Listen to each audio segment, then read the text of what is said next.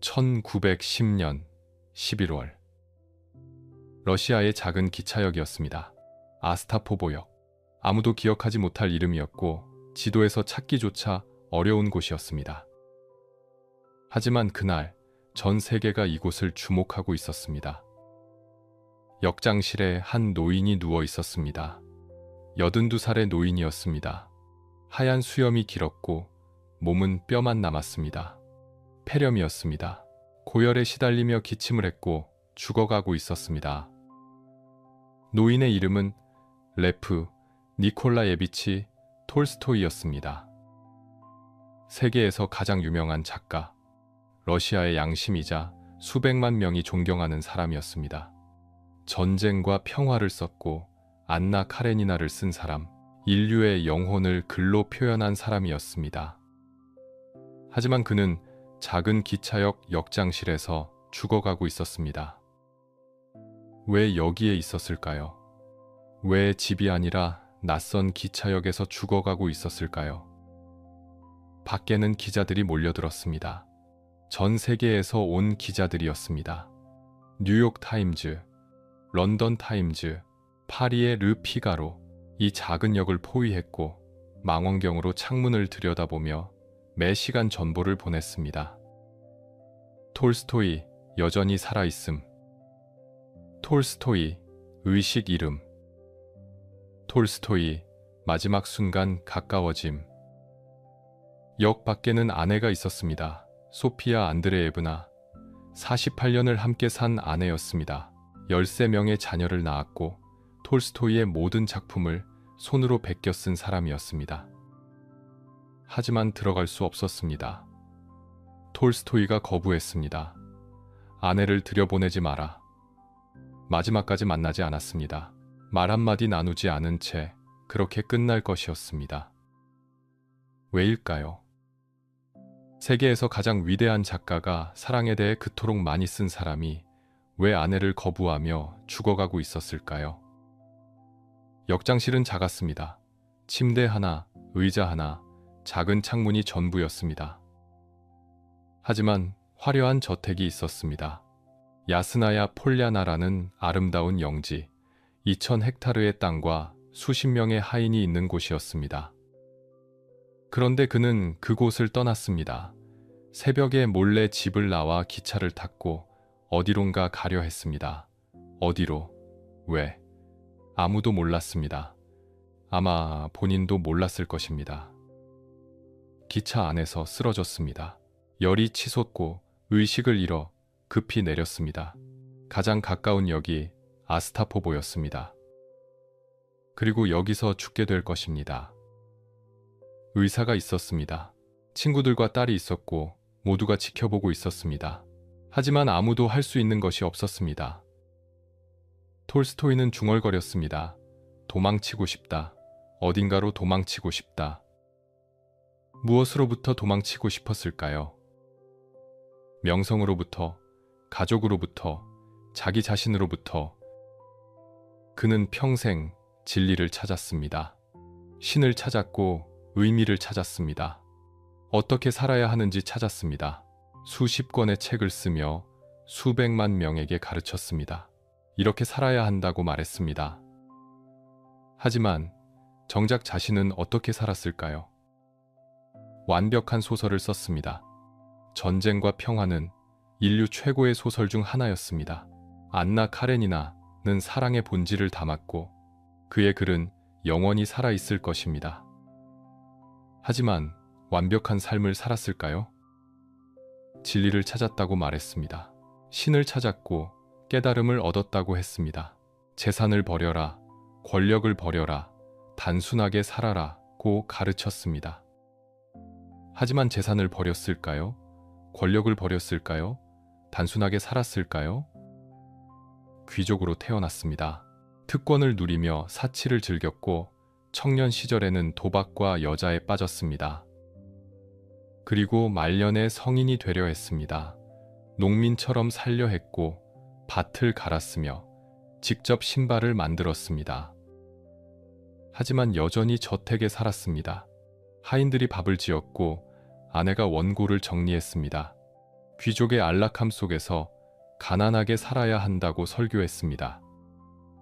모순이었을까요? 위선이었을까요? 아니면 인간이기에 어쩔 수 없었던 것일까요? 창밖으로 눈이 내렸습니다.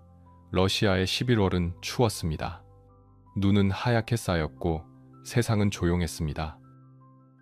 역장실 안에서 톨스토이는 숨을 헐떡였습니다.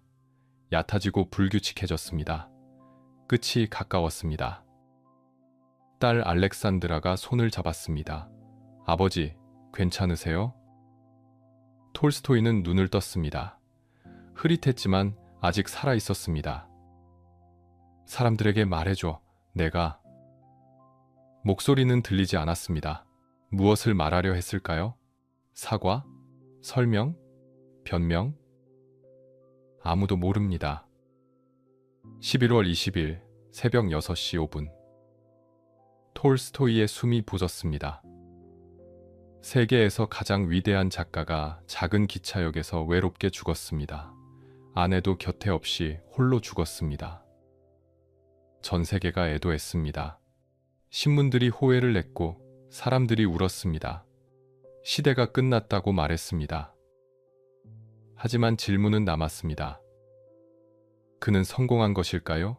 실패한 것일까요? 완벽한 소설을 썼지만 완벽한 삶을 살지 못했습니다. 진리를 찾았지만 가족을 잃었습니다. 세계를 감동시켰지만 자신은 평화를 찾지 못했습니다. 이것이 톨스토이의 역설입니다. 그리고 어쩌면 우리 모두의 이야기일지도 모릅니다. 완벽해지려 애쓰지만 완벽할 수 없는 인간. 진리를 찾으려 하지만 진리대로 살 수 없는 약함. 이상과 현실 사이에서 괴로워하는 존재. 톨스토이는 그 괴로움을 평생 안고 살았습니다. 그리고 끝까지 도망치려 했습니다. 하지만 도망칠 수 없었습니다. 자기 자신으로부터는 도망칠 수 없었습니다. 아스타포보역의 차가운 아침이었습니다. 시신은 야스나야 폴야나로 옮겨질 것입니다. 그가 태어난 곳, 그가 사랑한 곳이자 그토록 떠나고 싶어 했던 곳이었습니다. 그리고 그곳에 묻힐 것입니다. 십자가도 없이, 비석도 없이 그저 나무 아래 조용히 묻힐 것입니다. 그가 원했던 대로였습니다. 화려하지 않게, 단순하게 한 사람의 인간으로. 이제 우리는 처음부터 시작할 것입니다. 82년의 세월을 거슬러 올라갈 것입니다. 어떻게 이 사람이 세계를 감동시키고도 스스로는 평화를 찾지 못했는지 볼 것입니다. 귀족의 아들로 태어나 방탕한 청년이 되고 위대한 작가가 되고 영혼의 구도자가 되고 마침내 도망자가 된 남자. 레프 톨스토이의 이야기입니다.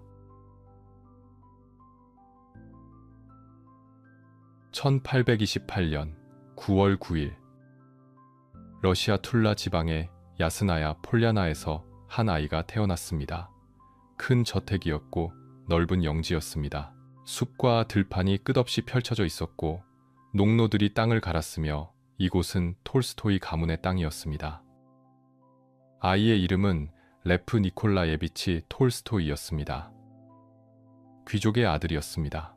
백작 가문이었고 선조들은 대대로 차르를 섬겼으며 부와 권력을 누렸습니다. 레프는 네 번째 아들이었습니다. 형들이 있었고 누나가 있었으며 나중에 여동생도 태어날 것입니다. 하지만 행복한 어린 시절은 아니었습니다. 레프가 2살 때 어머니가 죽었습니다. 마리아 니콜라예브나 5명의 아이를 낳고 지쳐 있었고 6번째 아이를 낳다가 세상을 떠났습니다. 레프는 어머니를 기억하지 못했습니다. 너무 어렸기 때문입니다. 평생 어머니를 그리워했습니다. 본 적도 없는 사람을 그리워했고 상상 속의 어머니를 만들었으며 그녀의 사랑을 갈구했습니다. 9살 때 아버지마저 죽었습니다. 니콜라이 일리치 톨스토이. 빚이 많았고 집안을 제대로 돌보지 못했으며 말을 타고 가다가 길에서 쓰러져 죽었습니다. 갑작스러운 죽음이었습니다. 레프는 고아가 되었습니다. 친척들이 아이들을 맡았습니다. 이모 할머니 타티아나가 야스나야 폴야나로 왔고 아이들을 돌봤으며 최선을 다했습니다. 하지만 부모를 대신할 수는 없었습니다. 레프는 외로웠습니다. 형들은 나이가 많았고 자신들만의 세계가 있었습니다. 레프는 책을 읽었고 숲을 돌아다녔으며 혼자 생각에 잠겼습니다. 그때부터 질문하기 시작했습니다. 왜 사람은 죽는가? 신은 정말 존재하는가? 어떻게 살아야 하는가? 9살 아이에게는 너무 무거운 질문들이었습니다. 하지만 레프는 멈출 수 없었습니다.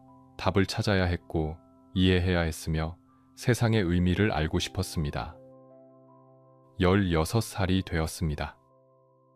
카잔 대학에 입학했습니다. 동양어학부였습니다.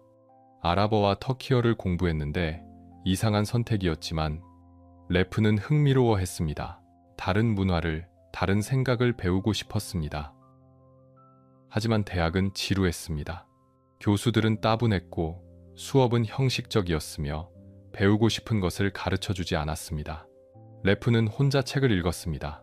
루소를 읽었고 볼테르를 읽었으며 철학에 빠졌습니다. 그리고 방탕한 생활을 시작했습니다. 귀족 청년들이 그랬듯이 레프도 그렇게 살았습니다. 도박장에 갔고 술을 마셨으며 여자들과 어울렸습니다. 돈을 썼고 빚을 졌으며 쾌락을 쫓았습니다. 일기를 쓰기 시작했습니다. 18살 때였습니다. 이 일기는 평생 계속될 것이고 수만 페이지가 될 것이며 톨스토이의 영혼을 들여다보는 창이 될 것입니다. 첫 일기에 이렇게 썼습니다.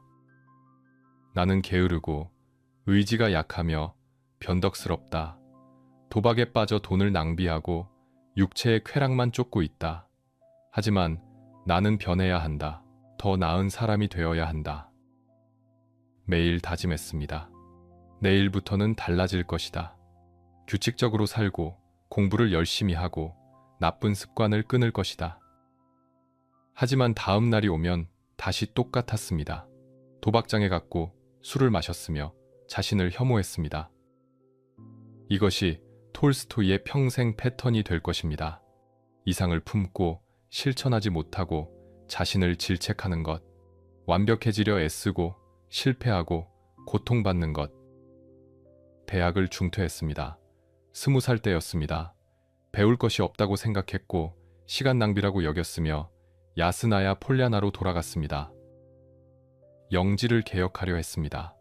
농노들의 삶을 개선하고 학교를 세우고 더 나은 지주가 되려 했습니다. 하지만 실패했습니다.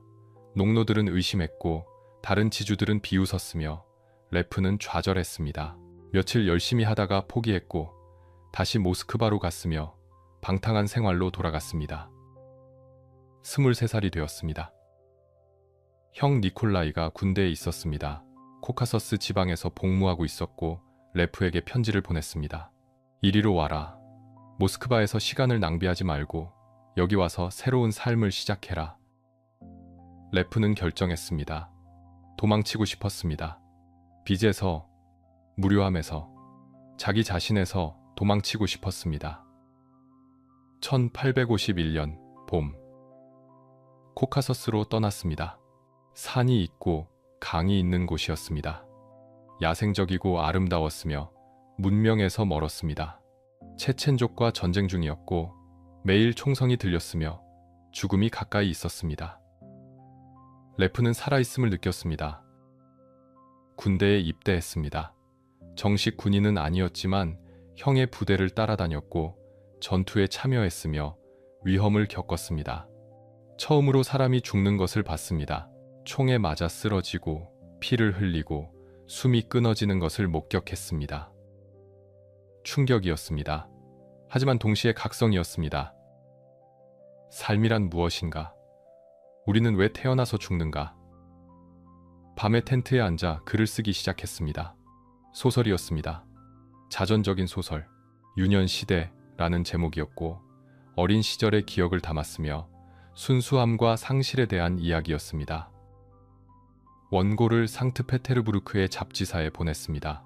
동시대인이라는 문예지였고 당시 러시아 최고의 잡지였으며 투르게네프 같은 대문호들이 글을 싣는 곳이었습니다. 몇 달 후 답장이 왔습니다. 게재 승인이었습니다. 1852년 9월 유년시대가 출판되었습니다. 익명이었습니다. L, N 이라는 이니셜만 썼는데 평론가들이 극찬했습니다. 새로운 재능의 탄생이다. 놀라운 심리 묘사다. 이 작가는 누구인가? 레프는 기뻤습니다. 처음으로 인정받았고 처음으로 자신의 재능을 확인했으며 작가가 될 수 있다는 가능성을 보았습니다. 하지만 여전히 군인이었습니다. 1853년 크림 전쟁이 시작되었습니다. 러시아 대 영국, 프랑스, 오스만 제국의 전쟁이었습니다. 레프는 지원했고 크림반도로 갔으며 세바스토폴 요새로 배치되었습니다. 지옥이었습니다. 11개월간 포위되었습니다. 연합군이 도시를 둘러싸고 매일 포격했으며 건물이 무너지고 사람이 죽어갔습니다. 레프는 최전방 포대에서 복무했고 죽음이 일상이었으며 공포 속에서 살았습니다. 하지만 글을 계속 썼습니다. 세바스토폴 이야기를 썼습니다. 전쟁의 참상을 있는 그대로 묘사했습니다. 영웅적이지 않았고 미화하지 않았으며 그저 현실을 보여주었습니다. 공포, 고통, 무의미한 죽음들을 썼습니다. 상트페테르부르크로 보냈고 잡지에 실렸으며 엄청난 반향을 일으켰습니다. 차르 알렉산드르 2세도 읽었고 감동했으며 이 젊은 장교를 보호하라고 명령했습니다. 레프 톨스토이의 이름이 러시아 전역에 알려졌습니다. 1855년 세바스토폴이 함락되었습니다. 전쟁은 끝났고 러시아는 패배했으며 레프는 살아남았습니다. 27살이었습니다. 군대를 떠났습니다. 상트페테르부르크로 갔고 문인들의 환영을 받았으며 유명 작가가 되었습니다. 투르게네프를 만났고 곤차로프를 만났으며 문학계의 별이 되었습니다. 하지만 편안하지 않았습니다. 문인들은 그를 천재라고 불렀지만 레프는 공허했습니다. 파티에 갔고 칭찬을 들었지만 의미를 느끼지 못했습니다. 이게 다인가? 이게 내가 원하던 것인가? 다시 방황이 시작되었습니다. 도박을 했고 돈을 잃었으며 야스나야 폴리아나의 일부를 팔아야 했습니다. 여자들과 관계를 맺었고 죄책감을 느꼈으며 일기에 자신을 저주했습니다. 나는 역겹다. 재능은 있지만 영혼이 없다. 명성은 있지만 목적이 없다. 살아있지만 죽은 것 같다. 1857년 유럽 여행을 떠났습니다. 파리에 갔고 스위스에 갔으며 독일에 갔습니다. 문화를 보고 사람들을 만나고 새로운 사상을 접했습니다. 하지만 실망했습니다. 유럽도 답을 주지 못했고 서구 문명도 공허했으며 여전히 길을 찾지 못했습니다. 러시아로 돌아왔습니다. 야스나야 폴리아나로 돌아가 학교를 세웠습니다. 농민 자녀들을 위한 무료 학교였습니다. 직접 가르쳤고 새로운 교육법을 시도했으며 열정을 쏟았습니다. 이것이다. 이것이 내가 할 일이다. 농민들을 교육하고 그들의 삶을 바꾸고 진짜 의미 있는 일을 하는 것이다. 몇 년간 계속했습니다. 하지만 결과는 미미했고 농민들은 변하지 않았으며 레프는 다시 좌절했습니다. 30을 넘겼습니다. 여전히 방황하고 있었고 여전히 답을 찾지 못했으며 여전히 완벽해지려 애쓰고 실패하고 있었습니다. 하지만 한 가지는 확실해졌습니다. 글을 쓸 때만 살아있다는 것, 글을 쓸 때만 의미를 느낀다는 것, 그리고 언젠가 위대한 작품을 쓸 것이라는 확신이었습니다. 아직은 아니었습니다. 아직 준비되지 않았고 아직 충분히 살지 못했으며 아직 충분히 고통받지 못했습니다. 하지만 때가 올 것입니다. 그리고 그때 레프 톨스토이는 인류 역사상 가장 위대한 소설을 쓰게 될 것입니다.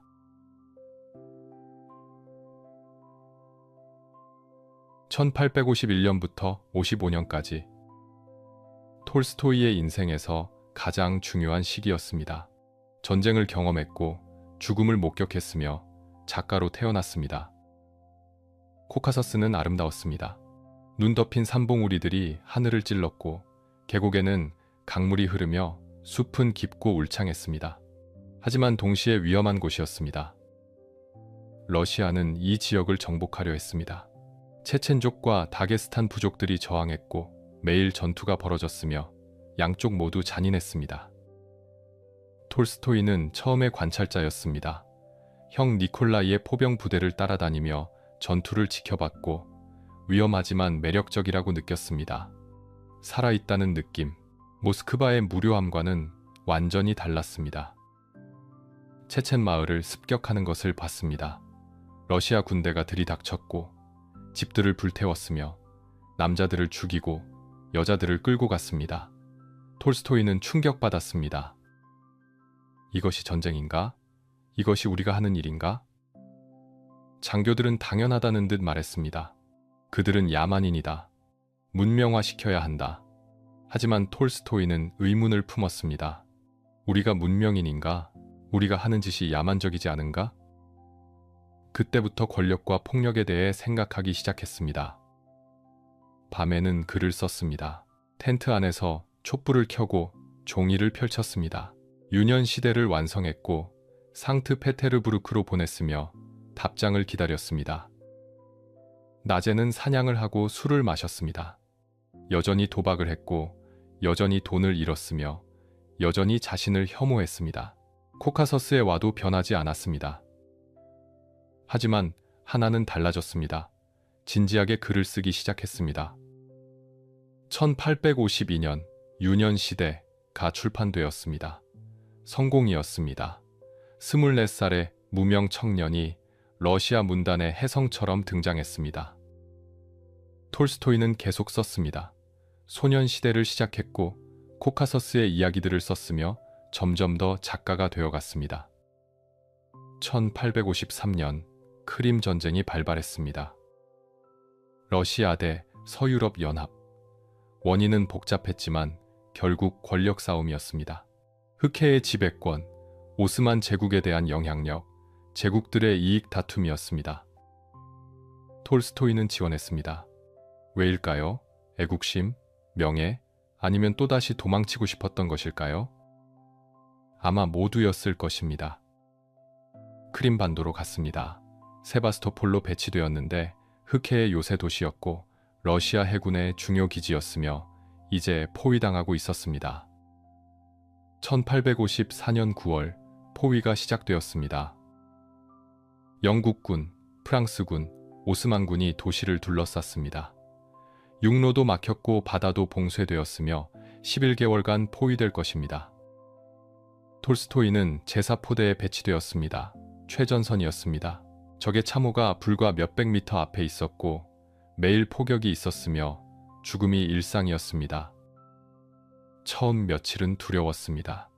포탄이 날아오는 소리에 몸을 웅크렸고 폭발할 때마다 심장이 뛰었으며 죽을까봐 무서웠습니다.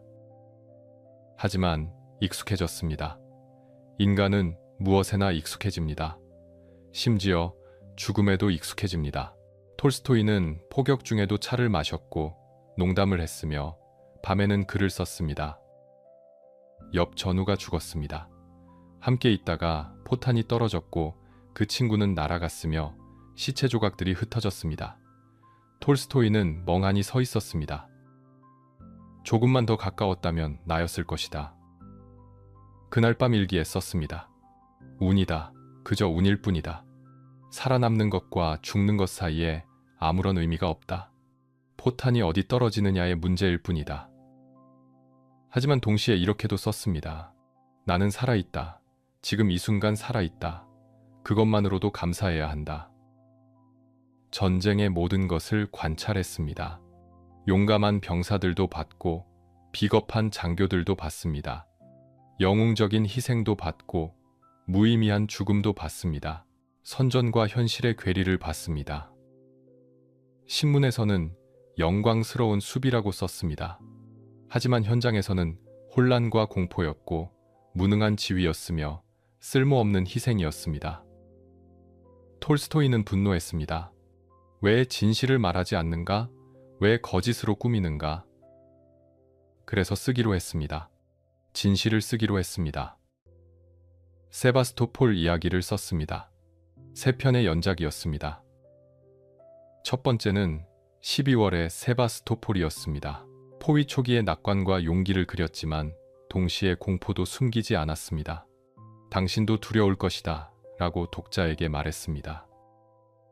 두 번째는 5월의 세바스토폴이었습니다. 현실이 드러나기 시작했습니다. 부상자들이 넘쳐났고 병원은 지옥이었으며 영웅주의는 사라졌습니다.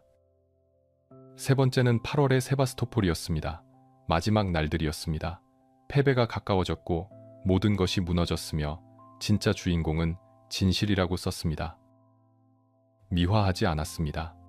영웅을 만들지 않았고 적을 악마화하지 않았으며 그저 본대로 썼습니다. 병사들의 두려움, 장교들의 허영심, 전쟁의 무의미함을 썼습니다. 상트페테르부르크로 보냈습니다. 편집자들은 놀랐습니다. 이것은 전쟁 소설이 아니다. 반전 소설이다. 하지만 너무 강렬해서 거부할 수 없었습니다. 출판했고 엄청난 반향을 일으켰으며 러시아 전역이 충격받았습니다. 귀족들은 분노했습니다. 군대를 모욕했다. 장군들은 불쾌해했고 검열관들은 문제 삼았으며 톨스토이를 처벌하려 했습니다. 하지만 차르 알렉산드르 2세가 읽었습니다. 감동받았고 진실하다고 말했으며 이 젊은 장교를 보호하라고 명령했습니다. 톨스토이는 살아남았습니다. 1855년 8월 세바스토폴이 함락되었습니다. 11개월의 포위 끝에 러시아군은 철수했습니다. 패배였습니다. 수만 명이 죽었고 도시는 폐허가 되었으며 러시아는 굴욕당했습니다. 톨스토이도 철수했습니다. 살아남았습니다. 27살이었습니다. 전쟁은 그를 바꿨습니다. 더 이상 방탕한 귀족 청년이 아니었습니다. 진지한 작가가 되었고 사명을 가진 사람이 되었으며 진실을 말해야 한다는 책임감을 느꼈습니다. 죽음을 봤습니다. 수없이 많은 죽음을 봤고 자신도 거의 죽을 뻔했으며 삶의 의미를 다시 생각하게 되었습니다. 우리는 왜 사는가? 언젠가 죽을 텐데 무엇을 위해 사는가? 아직 답은 없었습니다. 하지만 질문은 더 절실해졌습니다. 상트페테르부르크로 갔습니다. 문인들이 환영했고 영웅 대접을 받았으며 유명해졌습니다. 투르게네프를 만났습니다. 당대 최고의 작가였고 톨스토이를 칭찬했으며 친구가 되었습니다. 네크라소프를 만났고 곤차로프를 만났으며 러시아 문단의 중심에 섰습니다. 하지만 톨스토이는 불편했습니다. 그들은 문학을 예술로만 봤습니다. 아름다움, 기교, 문체를 중요시했습니다. 하지만 톨스토이는 달랐습니다. 문학은 진실이어야 한다. 삶을 바꿔야 한다. 의미가 있어야 한다. 논쟁이 잦았습니다. 투르게네프와 싸웠고 다른 작가들과도 의견이 충돌했으며 점점 고립되었습니다. 그리고 다시 방황이 시작되었습니다. 명성은 있었지만 공허했습니다. 돈은 있었지만 허무했고 여자들이 있었지만 외로웠으며 무언가 빠져 있었습니다. 이게 다인가? 유명 작가가 되는 것이 내 목표였나? 도박으로 돌아갔습니다. 큰 돈을 잃었고 야스나야 폴야나의 본관을 팔아야 했으며 자신에게 화가 났습니다. 여자 관계도 복잡했습니다. 발레리아를 사랑했다가 떠나보냈고 알렉산드라에게 청혼했다가 거절당했으며 상처받았습니다. 1857년 유럽으로 떠났습니다. 도망이었습니다. 파리, 스위스, 독일을 돌아다녔습니다. 문화를 보고 철학자들을 만나고 답을 찾으려 했습니다. 하지만 서유럽은 실망스러웠습니다. 물질주의적이고 타락했으며 영혼이 없다고 느꼈습니다. 러시아가 낫다. 적어도 우리는 아직 영혼이 있다. 1857년 말 러시아로 돌아왔습니다. 야스나야 폴야나로 돌아가 농민 학교를 열었습니다. 직접 가르쳤고 새로운 교육법을 실험했으며 열정을 쏟았습니다. 이것이다. 농민들을 교육하는 것, 러시아를 바꾸는 것, 진짜 의미 있는 일이다. 몇 년간 계속했습니다. 하지만 결과는 제한적이었고 농민들은 의심했으며 다른 지주들은 방해했습니다. 30이 넘었습니다. 전쟁을 경험했고 명성을 얻었으며 유럽을 봤습니다. 하지만 여전히 방황하고 있었고 여전히 답을 찾지 못했으며 여전히 무언가를 갈구했습니다. 무엇을? 사랑, 가족, 안정. 아니면 그 모든 것? 곧 알게 될 것입니다. 왜냐하면 인생을 바꿀 만남이 다가오고 있었기 때문입니다.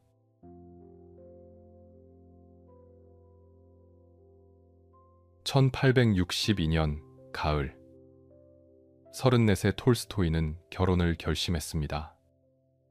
이유는 여러 가지였습니다. 외로움, 안정에 대한 갈망, 가정을 꾸리고 싶은 욕구, 하지만 무엇보다 정상적인 삶을 살고 싶었습니다. 방황을 멈추고 정착하고 진지하게 글을 쓰고 싶었습니다. 모스크바의 베르스 가문을 방문했습니다. 오래된 친구의 가족이었고 딸들이 셋 있었으며 톨스토이는 리자를 눈여겨봤습니다. 둘째 딸이었고 교양 있었으며 아름다웠습니다. 하지만 마음이 바뀌었습니다. 막내딸 소피아를 보았습니다. 18살이었고 생기발랄했으며 똑똑하고 열정적이었습니다. 톨스토이보다 16살 어렸지만 뭔가 끌렸습니다. 소피아도 톨스토이를 동경했습니다.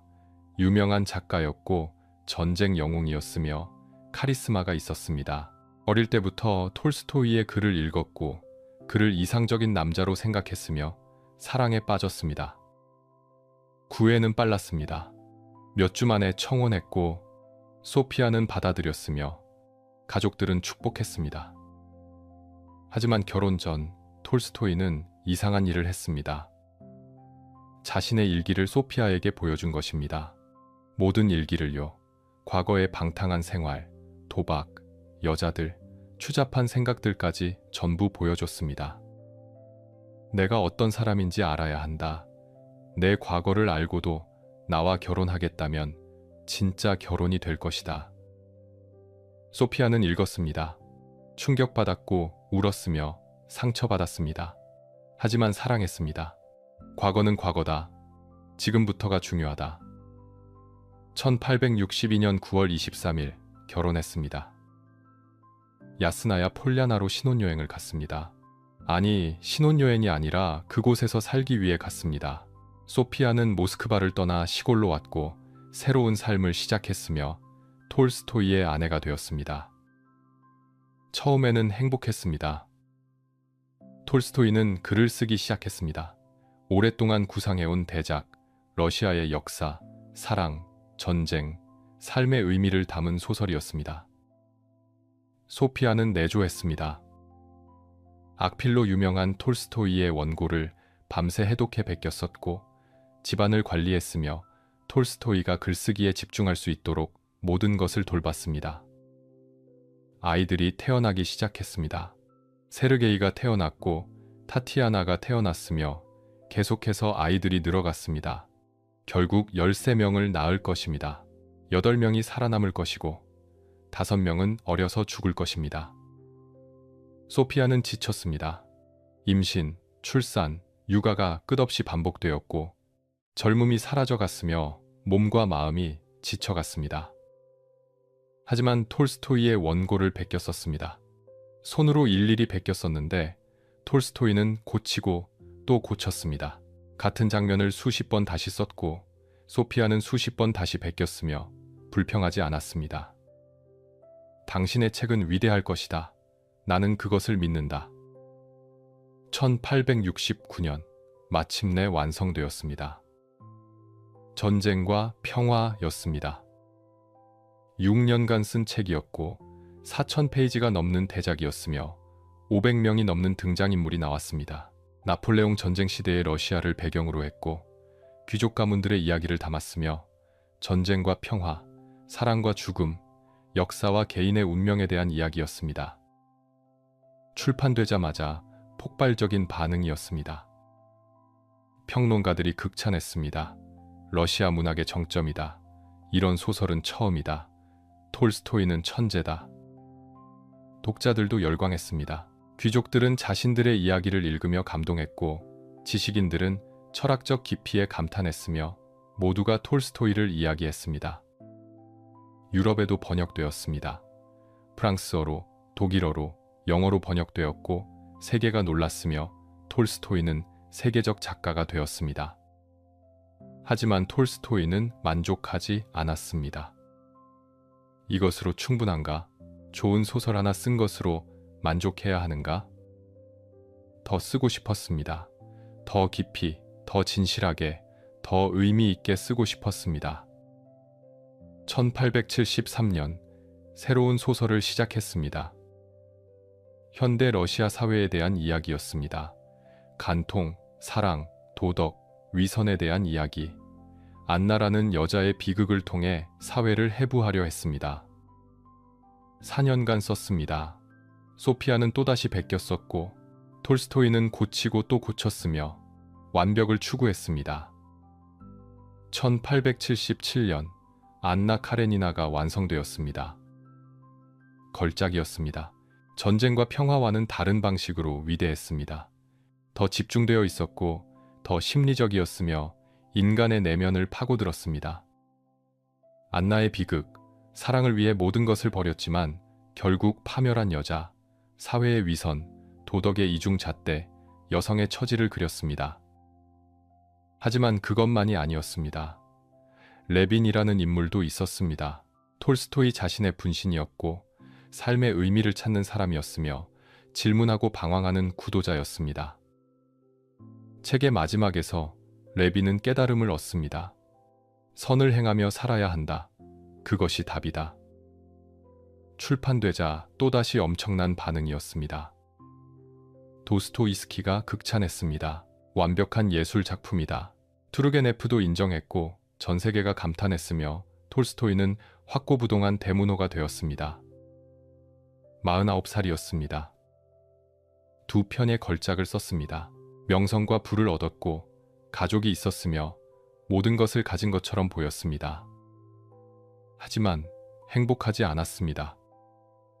집안은 평화롭지 않았습니다. 소피아는 지쳐 있었고 계속되는 임신과 육아로 신경이 날카로워졌으며 톨스토이와 자주 다퉜습니다. 돈 문제도 있었습니다. 생활비가 많이 들었고 아이들이 늘어났으며 소피아는 불안해했습니다. 우리 재산으로 이렇게 많은 식구를 평생 먹여 살릴 수 있을까? 톨스토이는 짜증이 났습니다. 돈, 항상 돈 이야기다. 작가로서 중요한 일을 하고 있는데 왜 돈 이야기만 하는가? 소피아는 화가 났습니다. 당신은 글만 쓰면 된다.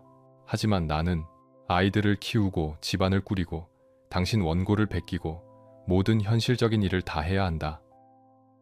둘 다 옳았습니다. 둘 다 고통스러웠고 둘 다 상대를 이해하지 못했으며 거리가 생기기 시작했습니다. 그리고 톨스토이에게 위기가 찾아왔습니다. 50살 무렵이었습니다. 모든 것을 이룬 나이. 하지만 갑자기 모든 것이 무의미하게 느껴졌습니다. 내가 왜 사는가? 이렇게 살아서 무엇이 남는가? 결국 죽을 텐데 무슨 의미가 있는가? 우울증에 빠졌습니다. 아침에 일어나기 싫었고 글을 쓸 수 없었으며 모든 것이 공허했습니다. 심지어 자살을 생각했습니다. 밧줄을 치웠습니다. 자신이 목을 맬까봐 무서워서 밧줄을 집에서 치웠습니다. 사냥을 그만뒀습니다. 총이 있으면 쏠까봐 무서워서 사냥을 그만뒀습니다. 소피아는 걱정했습니다. 당신 무슨 일이 있는 거예요? 왜 이러는 거예요? 톨스토이는 대답할 수 없었습니다. 자신도 이해할 수 없었습니다. 나는 성공했다. 모든 것을 가졌다. 그런데 왜 이렇게 공허한가? 책을 찾았습니다. 철학책, 종교책, 현자들의 말을 찾았습니다. 쇼펜하우어를 읽었고 파스칼을 읽었으며 불교를 공부했습니다. 농민들을 관찰했습니다. 그들은 가난하다. 교육도 없고 문화도 없다. 하지만 행복해 보인다. 왜일까? 답을 찾기 시작했습니다. 절박하게, 미친 듯이 답을 찾았습니다. 그리고 찾았다고 믿었습니다. 신이었습니다. 아니, 정확히는 예수의 가르침이었습니다. 사랑, 비폭력, 단순한 삶, 그것이 답이라고 확신했습니다. 회심했습니다. 거듭났고 새로운 사람이 되었으며 이제부터는 다르게 살겠다고 다짐했습니다. 하지만 이것이 새로운 문제의 시작이 될 줄은 몰랐습니다. 톨스토이는 변했습니다. 소피아는 당황했습니다. 그리고 가족은 무너지기 시작했습니다.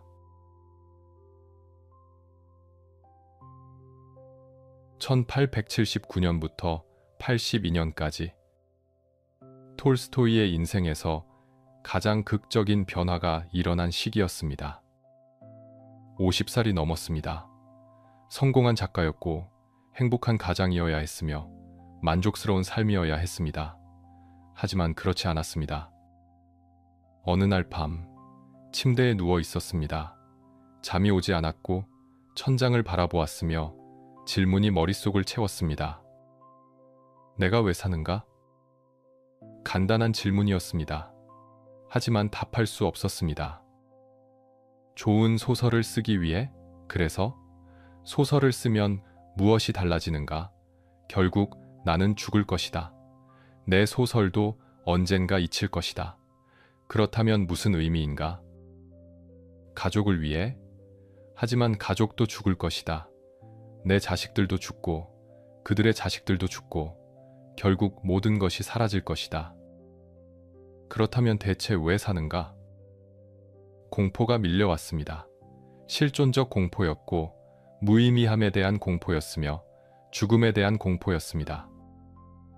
자살을 생각했습니다. 진지하게 생각했습니다. 차라리 끝내는 것이 낫지 않을까? 어차피 죽을 거라면 빨리 끝내는 것이? 하지만 동시에 두려웠습니다. 죽는 것도 무서웠고 사는 것도 무서웠으며 갇혀 있는 것 같았습니다. 밧줄을 치웠습니다.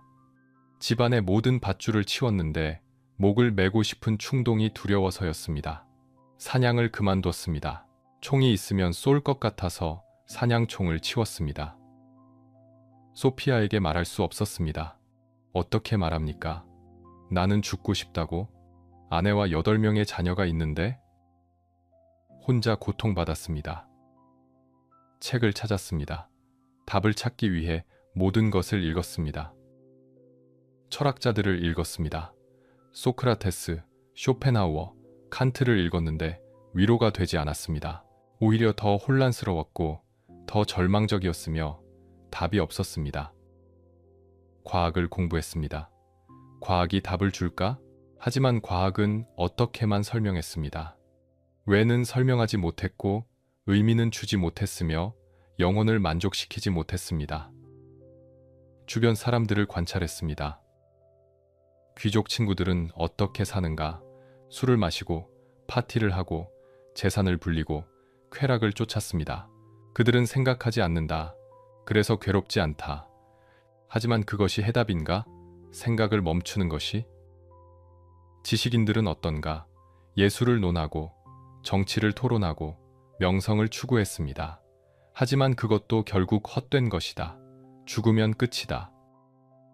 그런데 농민들이 보였습니다. 가난했습니다.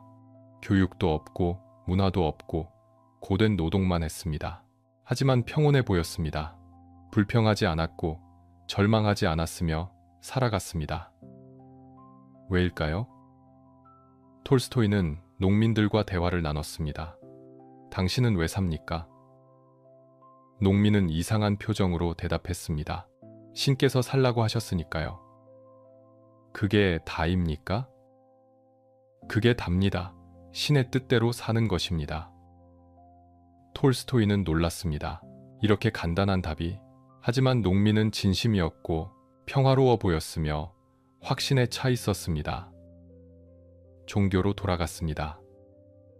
어릴 때는 믿었습니다. 하지만 자라면서 회의적이 되었고 지식인이 되면서 종교를 미신으로 여겼으며 신을 부정했습니다. 이제 다시 돌아왔습니다. 절박했습니다. 신이 있다면, 의미가 있다면, 죽음 너머에 무언가 있다면? 정교회 교회에 갔습니다. 예배에 참석했고 기도를 했으며 믿으려 애썼습니다. 하지만 불편했습니다. 의례가 공허하게 느껴졌습니다. 화려한 옷을 입은 사제들, 이해할 수 없는 교리들, 형식적인 기도들. 이것이 진짜인가? 아니면 또 다른 헛된 것인가? 성경을 직접 읽기 시작했습니다. 러시아어 번역본이 아니라 그리스어 원문을 읽었습니다. 혼자서 공부했고 해석했으며 이해하려 애썼습니다. 그리고 예수를 발견했습니다.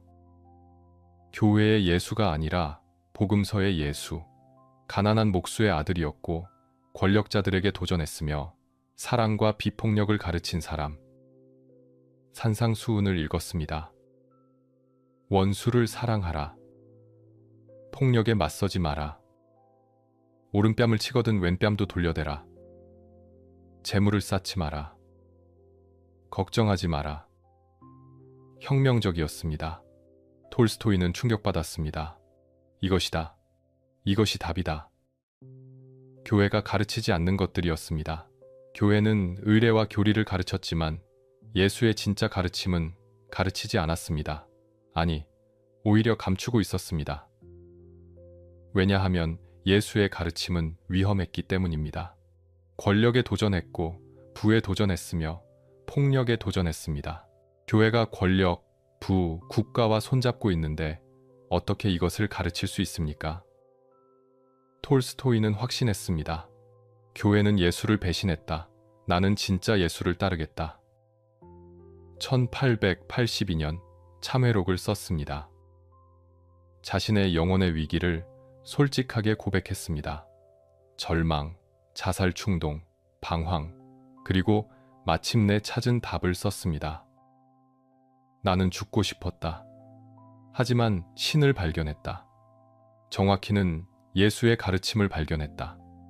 그리고 이제 살고 싶다. 의미를 찾았기 때문이다. 출판하려 했지만 검열에 걸렸습니다. 교회를 비판했고 정교의 교리를 부정했으며 위험한 사상이라고 판단되었습니다. 금서가 되었고 비밀리에 필사본으로만 돌았으며 더욱 화제가 되었습니다. 톨스토이는 개의치 않았습니다. 이제 새로운 삶을 살 것입니다. 예수의 가르침대로 살겠다고 다짐했습니다. 단순하게 살고 가난한 자들과 함께하고 비폭력을 실천하고 사랑으로 살겠다고 했습니다. 하지만 어떻게? 54살이었습니다. 귀족이었고 부자였으며 대문호였습니다.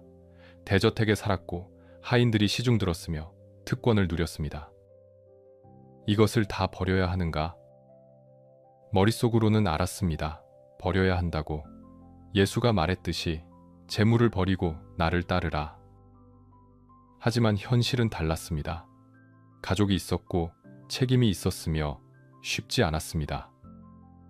그래도 시도하기 시작했습니다. 농민 옷을 입기 시작했습니다. 검소한 셔츠, 바지, 장화, 귀족의 화려한 옷을 벗고 농민처럼 입었습니다. 직접 일하기 시작했습니다. 밭을 갈고 나무를 베고 신발을 만들었습니다. 육체 노동이 진짜 삶이다. 기생하지 않고 스스로 벌어먹는 삶이다. 채식을 시작했습니다. 동물을 죽이는 것은 폭력이다. 나는 비폭력을 실천하겠다. 술과 담배를 끊었습니다. 사치를 거부했고 단순하게 살려 했으며 금욕적이 되었습니다. 하지만 여전히 저택에 살았습니다.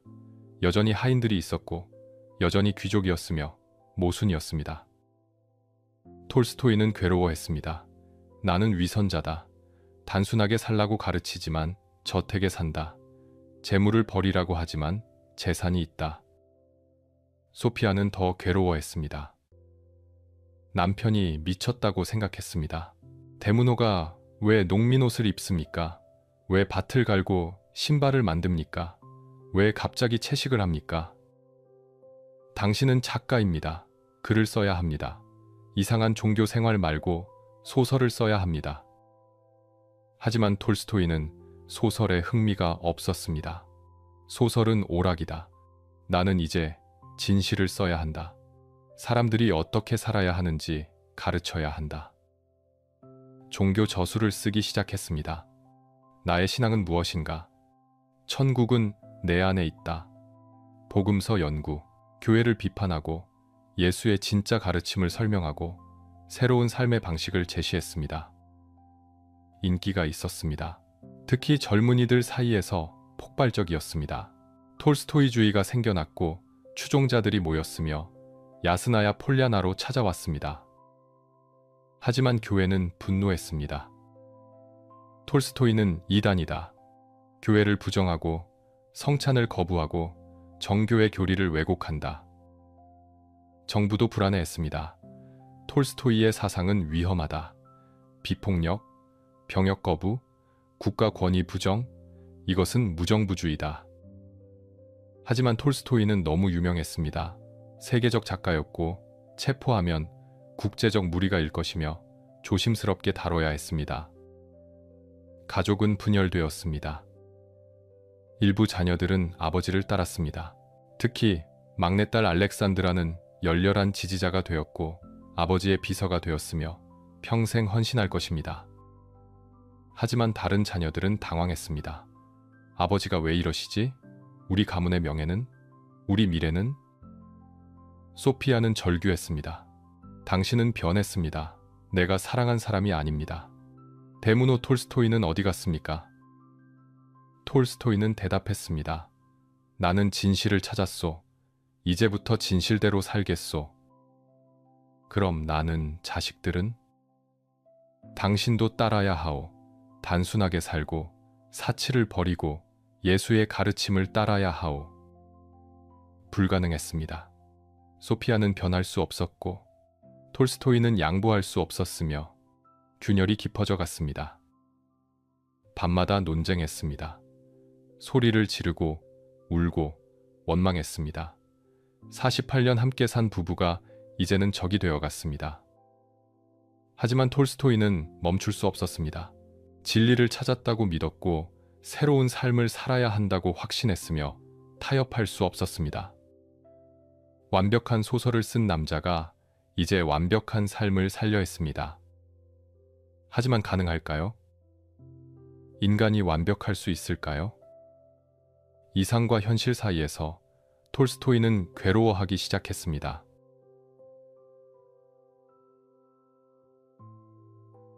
(1880년대) 톨스토이는 이제 종교 사상가였습니다. 작가보다는 선지자에 가까웠고 소설보다는 설교를 썼으며 세상을 바꾸려 했습니다. 톨스토이주의가 확산되었습니다. 핵심은 5가지였습니다. 첫째, 비폭력. 악의 폭력으로 맞서지 마라. 원수를 사랑하라. 둘째, 검소한 삶. 재물을 쌓지 마라. 단순하게 살아라. 셋째, 육체노동. 노동하지 않는 자는 먹지도 마라. 스스로 벌어먹어라. 넷째, 교회 거부. 의례와 성사는 헛된 것이다. 진짜 종교는 내면에 있다. 다섯째, 국가 거부. 국가는 폭력기구다. 병역을 거부하라. 세금을 거부하라. 혁명적이었습니다. 위험했고 급진적이었으며 기득권에 도전했습니다. 추종자들이 생겼습니다. 젊은이들이 야스나야 폴랴나로 찾아왔습니다. 대학생들, 예술가들, 이상주의자들이 모였고 톨스토이의 가르침을 듣고 싶어 했으며 함께 살고 싶어 했습니다. 톨스토이는 환영했습니다. 대화했고 가르쳤으며 영감을 주었습니다. 젊은이들이 희망이다. 그들이 새로운 세상을 만들 것이다. 코캡들이 생겼습니다. 톨스토이주의자들이 모여 공동체를 만들었고 단순하게 살았으며 실험했습니다. 성공한 곳도 있었고 실패한 곳도 있었지만 운동은 계속되었습니다. 해외에도 영향을 미쳤습니다. 간디가 톨스토이를 읽었습니다. 남아프리카에서 변호사로 일하던 젊은 간디는 천국은 내 안에 있다를 읽고 감동받았습니다. 비폭력 저항, 이것이다. 편지를 주고받았습니다. 톨스토이와 간디가 서신을 교환했고 서로 격려했으며 사상을 나눴습니다. 톨스토이는 죽기 1년 전까지 간디에게 편지를 썼습니다. 간디는 나중에 말했습니다. 톨스토이는 나의 스승이다. 비폭력 사상은 그에게서 배웠다. 마틴 루터 킹도 톨스토이를 읽었고 비폭력 운동에 영감을 받았으며 미국 민권 운동에 적용했습니다. 톨스토이의 사상은 세계를 바꾸고 있었습니다. 하지만 집안은 전쟁터였습니다. 소피아는 견딜 수 없었습니다. 낯선 사람들이 집에 몰려왔고 남편은 그들과 어울렸으며 가족은 무시당했습니다. 저 사람들이 누굽니까? 왜 우리 집에서 삽니까? 왜 당신은 가족보다 그들을 더 중요하게 여깁니까? 톨스토이는 화를 냈습니다. 그들은 진리를 찾는 사람들이요. 가족이고 뭐고 중요한 게 아니오. 영혼의 구원이 중요하오. 당신의 영혼만 중요합니까? 나는요? 자식들은요? 대화가 불가능했습니다. 재산 문제가 터졌습니다. 톨스토이는 결심했습니다. 재산을 포기하겠다. 모든 것을 버리고 농민처럼 살겠다. 소피아는 경악했습니다. 미쳤습니까? 우리 자식들은 어떻게 합니까? 생계는요? 신이 돌보실 것이요. 말도 안 됩니다. 현실을 보십시오. 8명의 자식이 있습니다. 그들을 먹여 살려야 합니다. 톨스토이는 고민했습니다. 원칙적으로는 소피아가 틀렸습니다. 재산을 버려야 맞습니다. 하지만 현실적으로는 자식들을 굶길 수는 없었습니다. 타협했습니다. 재산을 소피아와 자식들에게 넘겼습니다. 법적으로는 자신의 소유가 아니게 했고 명목상으로는 포기했으며 양심을 지키려 했습니다. 하지만 실제로는 여전히 그 재산으로 살았습니다. 여전히 저택에 살았고 여전히 하인들의 서비스를 받았으며 모순이었습니다. 저작권 문제도 불거졌습니다. 톨스토이는 선언했습니다. 나의 모든 저작권을 포기한다. 누구든 자유롭게 출판하고 번역하라. 나는 돈을 받지 않겠다. 고결했습니다. 원칙에 충실했고 재물을 거부했으며 톨스토이답게 행동했습니다. 하지만 소피아는 분노했습니다. 그럼 우리는 뭘 먹고 삽니까? 당신 책이 우리 수입원입니다. 당신이 포기하면 우리는 굶습니다. 톨스토이는 말했습니다. 내가 쓴 새 책들은 포기하겠소. 하지만 전쟁과 평화와 안나 카레니나는 당신 것이요. 그 수입으로 사시오. 기이한 타협이었습니다. 일부는 포기하고 일부는 유지했습니다. 완전하지도 않았고 만족스럽지도 않았으며 양쪽 모두 괴로웠습니다. 1889년 크로이체르 소나타를 썼습니다. 결혼과 성에 대한 급진적인 소설이었습니다. 성욕은 악이고 결혼은 타락이며 금욕만이 순수하다고 주장했습니다. 충격적이었습니다. 검열에 걸렸고 금서가 되었으며 비밀리에 돌았습니다. 사람들은 열광했고 비난했으며 논쟁이 일었습니다. 소피아는 모욕감을 느꼈습니다. 이것이 나에 대한 이야기입니까? 우리 결혼을 부정하는 겁니까? 톨스토이는 부인했지만 소피아는 믿지 않았습니다.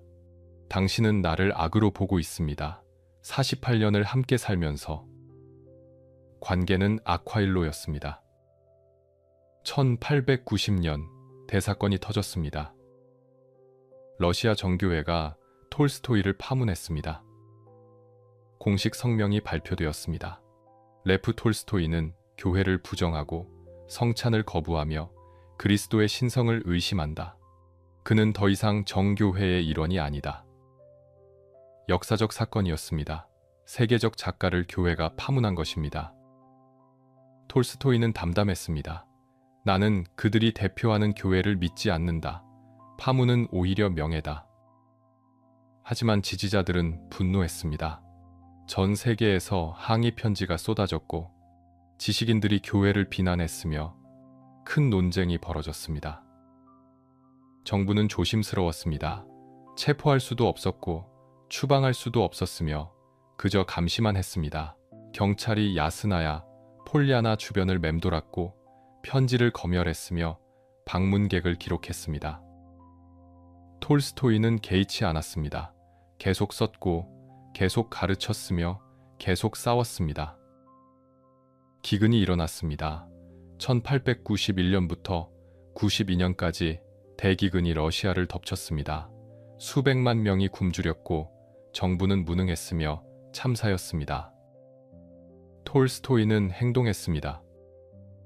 63살의 노인이 구호 활동에 뛰어들었습니다. 기부금을 모았고 구호소를 열었으며 직접 음식을 나눠줬습니다. 딸들도 함께했고 추종자들도 모였으며 수만 명을 먹였습니다. 정부는 불편해했습니다. 톨스토이가 영웅이 되고 있다. 정부보다 그가 더 많은 일을 하고 있다. 하지만 막을 수 없었습니다. 세계가 지켜보고 있었고 톨스토이는 너무 유명했으며 조심스럽게 다뤄야 했습니다. 60대가 되었습니다. 늙었습니다. 수염이 하얗게 새었고 몸이 약해졌으며 건강이 나빠졌습니다. 하지만 정신은 여전히 날카로웠고 의지는 꺾이지 않았으며 계속 싸웠습니다. 소설을 다시 쓰기 시작했습니다. 부활이었습니다. 젊은 귀족이 하녀를 유혹했고 버렸으며 그녀는 타락했습니다. 하지만 나중에 그가 회개했고 그녀를 찾았으며 구원하려 했습니다. 속죄의 이야기였습니다. 톨스토이 자신의 죄책감이 담겼고 젊은 시절의 방탕에 대한 회개였으며 구원의 가능성을 그렸습니다. 1899년 출판되었습니다. 또다시 성공이었고 또다시 논쟁이었으며 톨스토이의 이름은 여전히 빛났습니다. 하지만 행복하지 않았습니다. 집안은 지옥이었습니다. 소피아와의 관계는 돌이킬 수 없었고 자식들 중 일부는 등을 돌렸으며 외로웠습니다. 이상은 높았습니다. 완벽하게 살고 싶었고 예수처럼 살고 싶었으며 성인이 되고 싶었습니다. 하지만 현실은 달랐습니다. 여전히 저택에 살았고 여전히 특권을 누렸으며 위선자 같았습니다. 일기에 썼습니다. 나는 실패자다. 진리를 찾았다고 했지만 실천하지 못한다. 가르치기만 하고 가르친 대로 살지는 못한다. 밤마다 괴로워했습니다. 어떻게 해야 하는가? 어떻게 해야 일치할 수 있는가? 그리고 점점 한 가지 생각이 자라났습니다. 떠나야 한다. 이 모든 것을 버리고 떠나야 한다. 어디로? 몰랐습니다. 왜? 설명할 수 없었습니다. 하지만 느꼈습니다. 떠나지 않으면 질식할 것 같았습니다. 70살이 넘었습니다. 생의 마지막이 다가오고 있었습니다. 그리고 마지막 드라마가 시작되려 하고 있었습니다. 1900년대 톨스토이는 70을 넘겼습니다. 노인이었고 세계적 성인이었으며 러시아의 양심이었습니다. 하지만 집에서는 외로운 남자였습니다. 소피아와의 전쟁은 매일 계속되었습니다. 아침 식사 때 싸웠습니다. 당신은 왜 채식만 합니까? 가족과 같은 음식을 먹을 수 없습니까? 나는 동물을 죽이지 않겠소. 우리는요, 우리도 죄인입니까? 점심때도 싸웠습니다. 톨스토이는 밭에서 일하고 돌아왔습니다. 땀에 젖은 농민 옷을 입고 있었고 소피아는 역겨워했습니다. 대문호가 왜 밭일을 합니까? 체면이 없습니까? 육체노동이 진짜 삶이오. 말도 안 됩니다. 당신은 작가입니다. 글을 써야지 밭을 갈면 어떡합니까? 저녁에는 방문객 문제로 싸웠습니다. 추종자들이 저녁 식사에 참여했고 톨스토이와 토론했으며 소피아는 소외감을 느꼈습니다. 저 사람들이 또 왔습니까? 우리 집이 여관입니까? 그들은 손님이요. 환대해야 하오. 손님은 떠나야 합니다. 하지만 저들은 눌러앉습니다. 밤마다 일기를 썼습니다. 톨스토이도 소피아도 일기를 썼습니다. 서로에 대한 원망을 썼고 분노를 토해냈으며 상처를 기록했습니다. 톨스토이는 썼습니다. 소피아는 물질주의자다. 돈과 재산만 중요하게 여긴다. 영혼은 없다. 소피아는 썼습니다. 남편은 미쳤다. 성인 흉내를 내지만 위선자다. 가족을 버리면서 인류를 사랑한다고 한다. 둘 다 옳았습니다. 둘 다 고통스러웠고 둘 다 상대를 이해하지 못했으며 48년 결혼 생활이 무너지고 있었습니다. 하지만 가장 큰 전쟁은 일기 때문이었습니다. 톨스토이는 새로운 일기를 쓰기 시작했습니다. 비밀 일기였습니다. 소피아가 읽지 못하게 숨겼고 가장 솔직한 생각을 썼으며 진짜 마음을 담았습니다. 소피아는 알았습니다. 남편이 비밀 일기를 쓰고 있다. 나에게서 뭔가를 숨기고 있다. 의심이 시작되었습니다. 무엇을 쓰고 있을까? 나에 대한 나쁜 말? 아니면 유언? 재산 처분 계획? 찾으려 했습니다. 서재를 뒤졌고 서랍을 열었으며 필사적으로 찾았습니다. 하지만 톨스토이가 더 잘 숨겼습니다. 집착이 되었습니다. 소피아는 밤에 남편을 미행했고 어디 가는지 지켜봤으며 감시했습니다. 신경쇠약 증세가 나타났고 히스테리를 부렸으며 정신이 불안정해졌습니다. 톨스토이는 답답했습니다. 감옥에 사는 것 같다. 매일 감시당하고 의심받고 자유가 없다. 유언장 문제가 불거졌습니다. 1900년 톨스토이는 결심했습니다. 내 저작권을 누구도 상속받지 못하게 하겠다. 공공의 것으로 만들겠다. 체르트코프라는 제자가 있었습니다. 톨스토이의 가장 열렬한 추종자였고 비서였으며 영향력이 컸습니다. 톨스토이는 그를 신뢰했고 유언 집행자로 지목했으며 모든 것을 맡겼습니다. 소피아는 경악했습니다. 체르트코프, 저 사람이 무슨 권리로 우리 가족 일에 개입합니까? 그는 내 뜻을 이해하는 유일한 사람이요. 자식들은요? 48년 함께 산 아내는요? 당신들은 재산만 중요하게 여기오. 체르트코프는 원칙을 이해하오. 배신감이었습니다. 소피아는 평생 톨스토이를 도왔습니다. 13명의 아이를 낳았고 원고를 베꼈었으며 모든 것을 희생했습니다. 그런데 이제 낯선 사람이 모든 것을 가져간다. 저작권을 포기하면 우리는 어떻게 삽니까? 자식들은요? 전쟁과 평화와 안나 카레니나는 당신 것이라고 했소. 그것으로 충분하오. 충분하지 않습니다. 당신의 새 작품들도 수입이 있어야 합니다. 타협은 없었습니다. 톨스토이는 원칙을 굽히지 않았고 소피아는 현실을 무시할 수 없었으며 평행선이었습니다. 1909년 상황이 악화되었습니다. 소피아가 자살 소동을 벌였습니다. 연못에 뛰어들었고 사람들이 구했으며 히스테리를 부렸습니다. 차라리 죽겠어요. 이렇게 사느니 죽는 게 낫습니다. 톨스토이는 냉정했습니다. 연극이다. 관심을 끌려는 연극일 뿐이다. 잔인했을까요? 아니면 맞았을까요? 아마 둘 다였을 것입니다.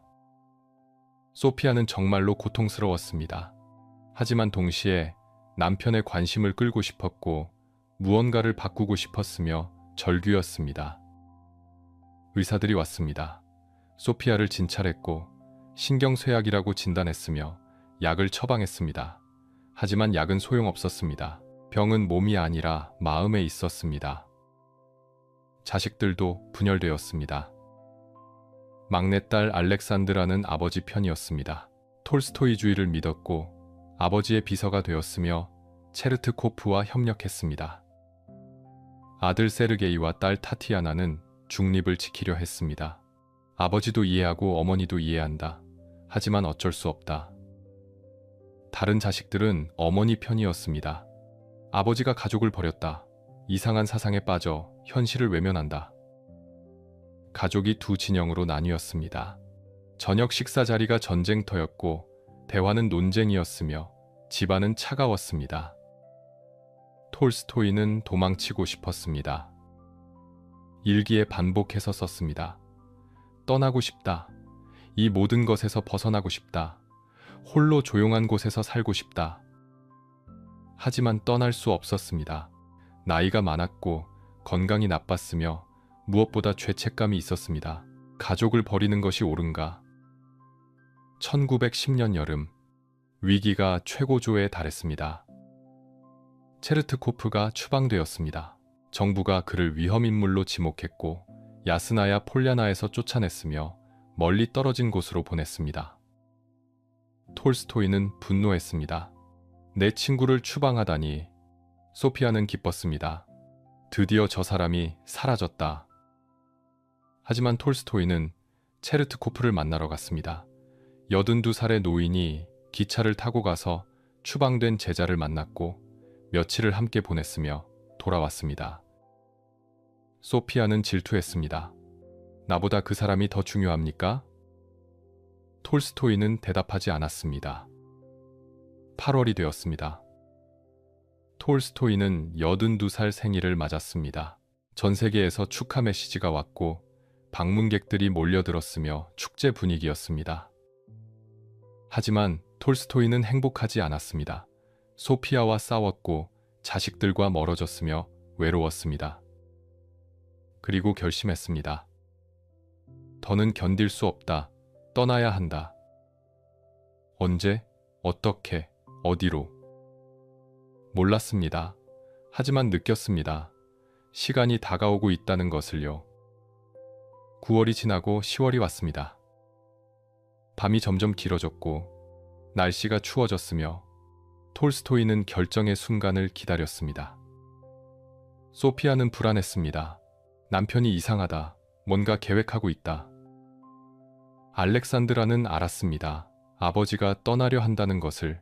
하지만 말하지 않았습니다. 체르트코프도 알았습니다.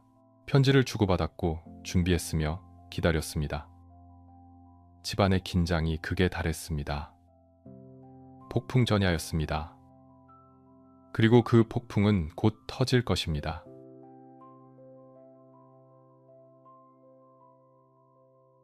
(1900년대) 초반 톨스토이는 80을 넘겼습니다.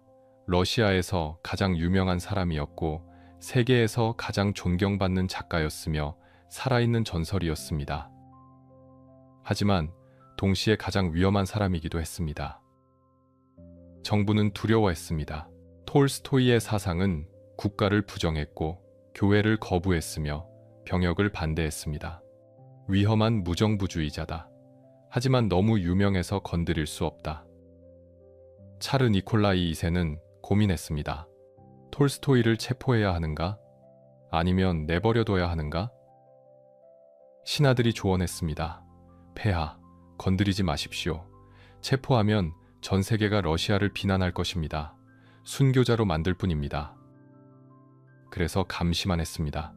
경찰이 야스나야 폴야나 주변에 배치되었고 편지를 검열했으며 방문객을 기록했습니다. 톨스토이는 알았지만 개의치 않았습니다. 감시하고 싶으면 하라. 나는 진실을 말할 것이다. 젊은이들이 몰려들었습니다.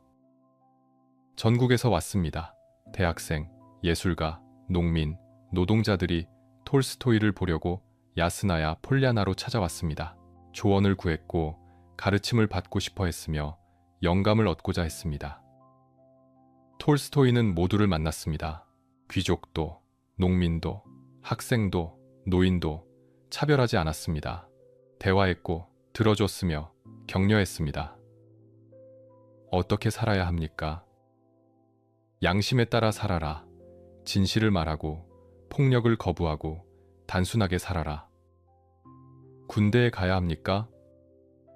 네, 양심이 거부한다면 가지 마라. 감옥에 가더라도 살인자가 되지는 마라. 교회에 가야 합니까? 의례는 중요하지 않다. 중요한 것은 사랑이다. 원수를 사랑하고 이웃을 사랑하고 진실을 사랑하라. 단순한 말들이었습니다. 하지만 강력했고 사람들의 삶을 바꿨으며 운동이 되었습니다. 병역 거부자들이 생겼습니다. 젊은이들이 징집을 거부했습니다. 톨스토이의 가르침을 따른다. 나는 죽이지 않겠다. 정부는 분노했습니다. 군사재판에 회부했고 감옥에 보냈으며 시베리아로 추방했습니다. 톨스토이는 그들을 변호했습니다. 편지를 썼고 기사를 썼으며 전 세계에 호소했습니다. 이들은 범죄자가 아니다. 양심에 따라 행동한 사람들이다. 해외 언론이 보도했습니다.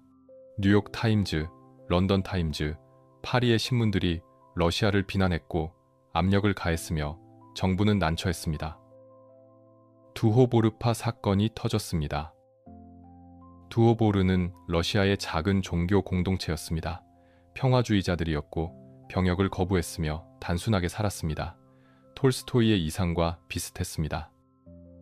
정부가 탄압했습니다. 마을을 습격했고 남자들을 체포했으며 여자와 아이들을 괴롭혔습니다. 참혹한 박해였습니다. 톨스토이는 들었습니다. 분노했고 행동하기로 했으며 도와주기로 했습니다. 1898년 계획을 세웠습니다. 두오보르를 캐나다로 이주시키자. 거기서 자유롭게 살게 하자. 돈이 필요했습니다. 큰 돈이 필요했는데 수천 명을 이주시키려면 막대한 비용이 들었습니다. 톨스토이는 결정했습니다. 부활을 팔겠다. 10년간 써온 소설이었습니다. 아직 완성되지 않았지만 출판사들이 갈망했고 큰 돈을 받을 수 있었으며 이것을 두오보르를 위해 쓰기로 했습니다. 서둘러 완성했습니다. 이른한 사례 노인이 밤낮으로 썼고 건강을 해치면서도 썼으며 마침내 끝냈습니다. 출판했고 수익금 전부를 두오보르 이주 비용으로 썼습니다. 수천 명이 캐나다로 갔고 새로운 삶을 시작했으며 구원받았습니다. 전 세계가 감동했습니다. 톨스토이는 진짜 성인이다. 말만이 아니라 행동한다. 하지만 소피아는 분노했습니다. 그 돈은 우리 가족 것이었습니다. 당신이 무슨 권리로 다 줘버립니까? 그들은 살기 위해 필요했소. 우리는 이미 충분히 가졌소. 충분하지 않습니다. 자식들, 미래는요? 끝없는 싸움이었습니다. 1900년 교회가 톨스토이를 파문했습니다. 공식 성명이었습니다. 레프 톨스토이는 정교회를 부정하고 그리스도의 신성을 의심하며 성찬을 거부한다. 그는 더 이상 교회의 일원이 아니다. 전 세계가 충격받았습니다. 러시아에서는 시위가 일어났습니다. 대학생들이 거리로 나왔고 톨스토이를 지지한다고 외쳤으며 경찰과 충돌했습니다. 해외에서는 항의가 쏟아졌습니다. 작가들, 지식인들, 정치인들이 러시아 정교회를 비난했고 중세로 돌아가는가? 라고 조롱했으며 국제적 망신이었습니다. 톨스토이는 차분했습니다. 성명서를 발표했습니다. 나는 교회가 대표하는 종교를 믿지 않는다. 하지만 예수의 가르침은 믿는다. 파문은 내게 명예다. 더욱 유명해졌습니다. 더욱 영향력이 커졌고 더욱 위험해졌으며 정부는 더욱 난처해졌습니다. 1905년 혁명이 일어났습니다. 첫 번째 러시아 혁명이었습니다. 노동자들이 일어났고 농민들이 봉기했으며 차르 정권이 흔들렸습니다. 피해 일요일 사건이 터졌습니다. 평화로운 시위대를 군대가 쏘았고 수백 명이 죽었으며 러시아는 분노했습니다. 톨스토이는 글을 썼습니다.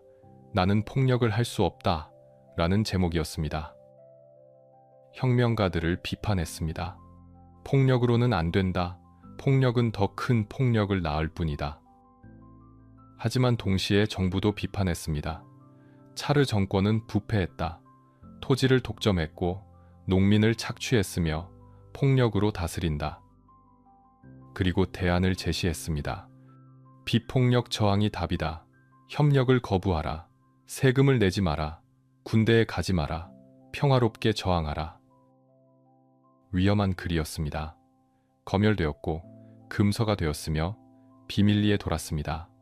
정부는 톨스토이를 체포하고 싶었지만 할 수 없었습니다. 왜냐하면 전 세계가 지켜보고 있었기 때문입니다. 편지가 쏟아졌습니다. 매일 수십 통, 때로는 수백 통의 편지가 왔습니다. 전 세계에서 왔습니다. 찬양하는 편지, 질문하는 편지, 도움을 청하는 편지, 비난하는 편지도 있었습니다. 톨스토이는 답장을 썼습니다. 직접 썼고 성심성의껏 썼으며 70 넘은 노인이 밤늦게까지 편지를 썼습니다.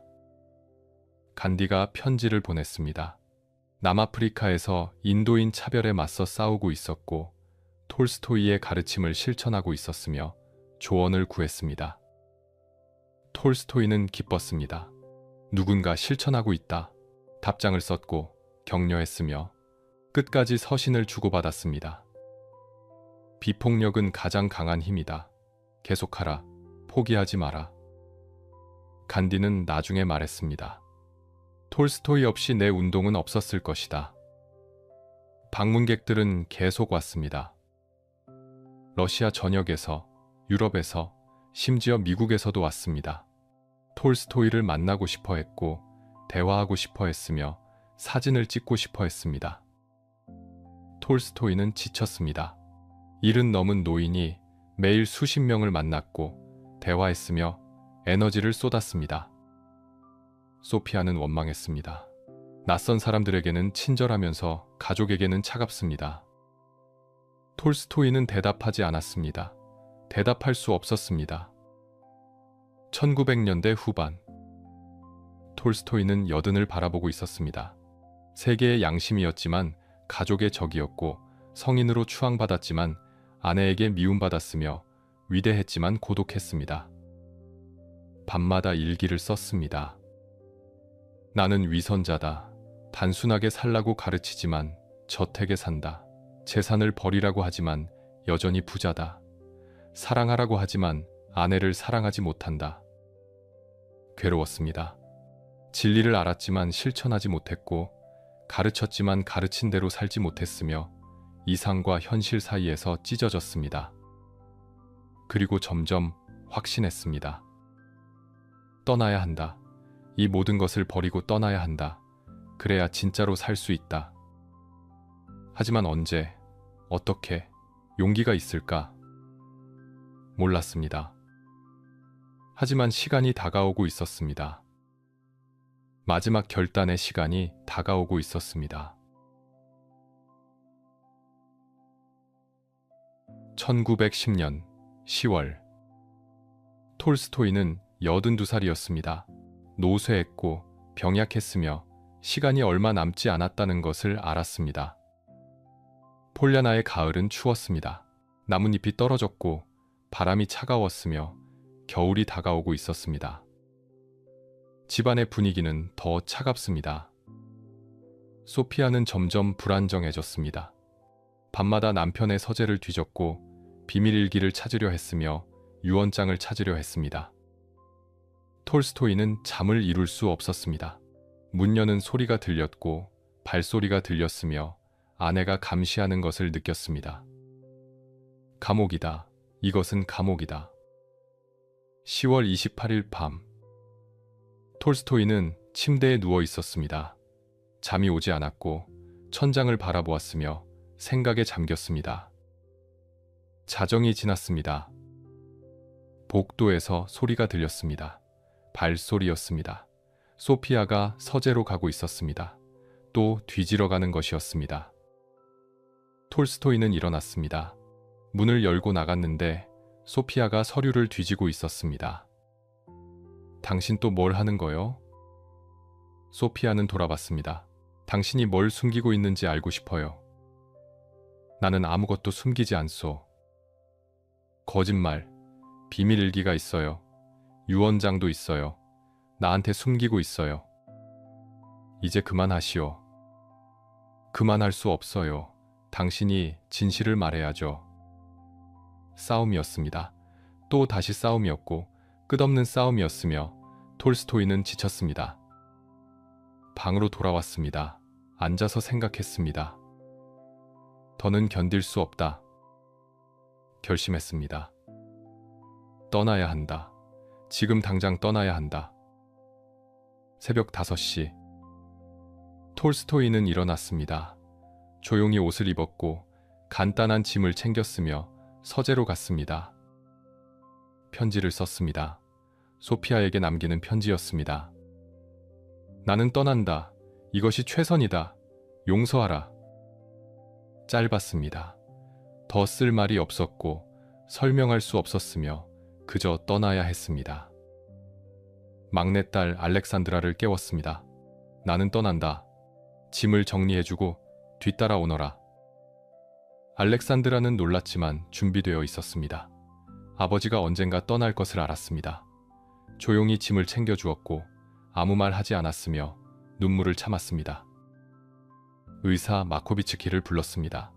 톨스토이의 주치의였고 충실한 추종자였으며 동행하기로 했습니다. 새벽 6시. 마차가 준비되었습니다. 두 사람이 탔습니다. 톨스토이와 의사뿐이었습니다. 알렉산드라는 문간에 서서 지켜봤습니다. 아버지를 혼자 보내야 했고 뒤따라갈 것이었지만 지금은 그저 바라볼 수밖에 없었습니다. 마부가 채찍을 휘둘렀고 마차가 움직였으며 82살의 노인은 홀로 어둠 속으로 사라졌습니다. 톨스토이는 뒤를 돌아봤습니다. 어둠 속에 저택이 보였습니다. 60년을 산 곳이었고 자식들을 키운 곳이었으며 위대한 소설들을 쓴 곳이었습니다. 눈물이 났습니다. 82살 노인의 눈에서 눈물이 흘렀습니다. 잘 있거라. 역에 도착했습니다. 기차표를 샀고 기차를 탔으며 출발했습니다. 어디로? 확실하지 않았습니다.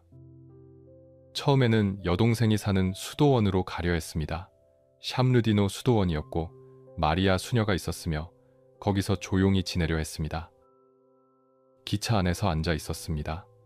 창밖을 바라봤고 러시아 풍경이 지나갔으며 자유를 느꼈습니다. 드디어 자유다. 드디어 벗어났다.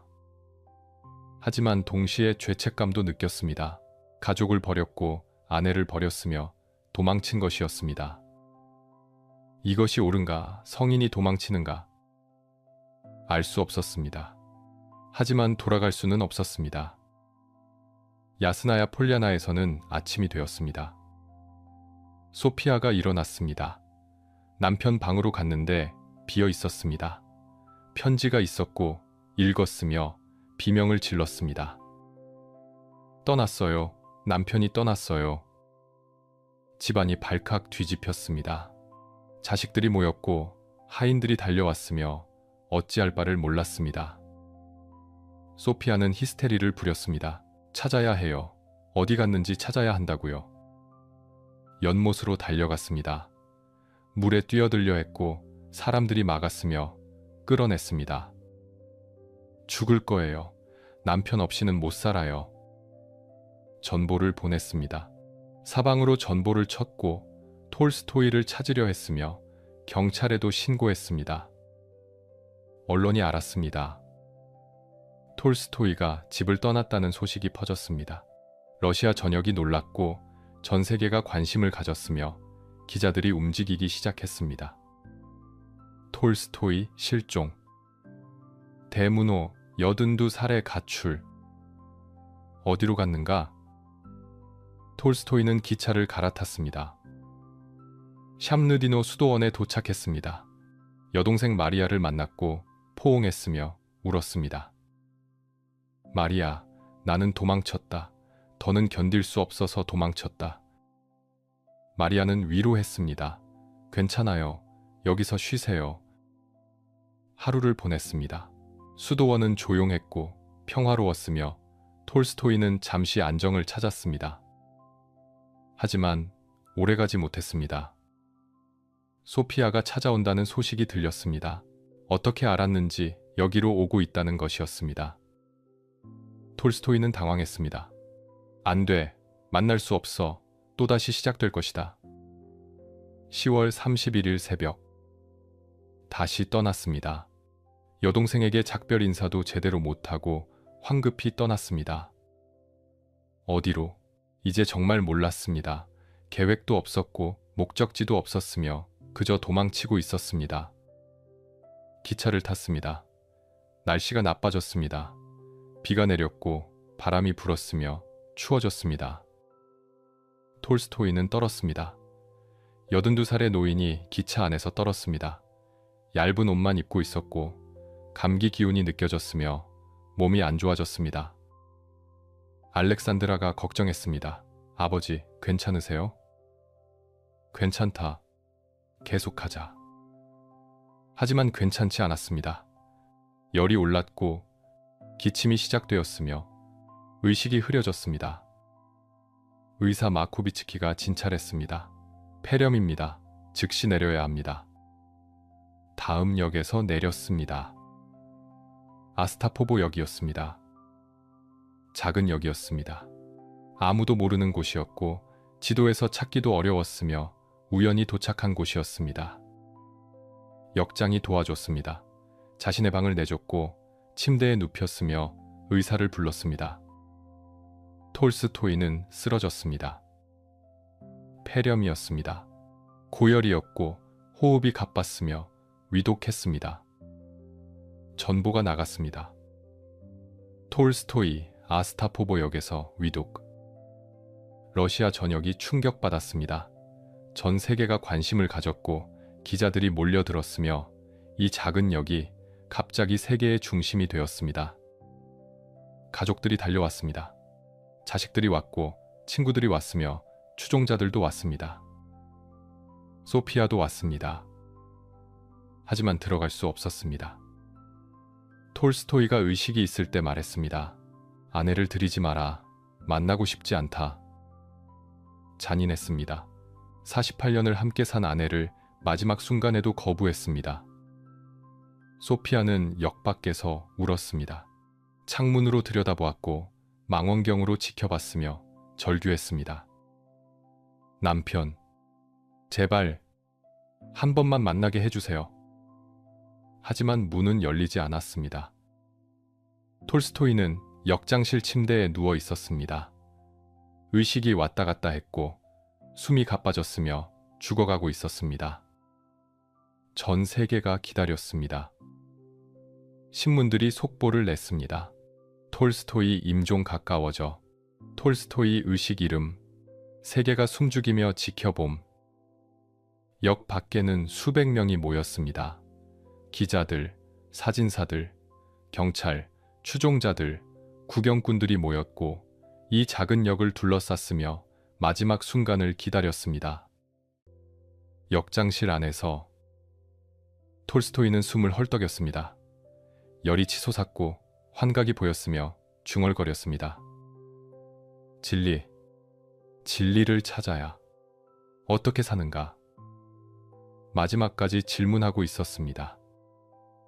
그리고 시간이 다가오고 있었습니다. 마지막 시간이.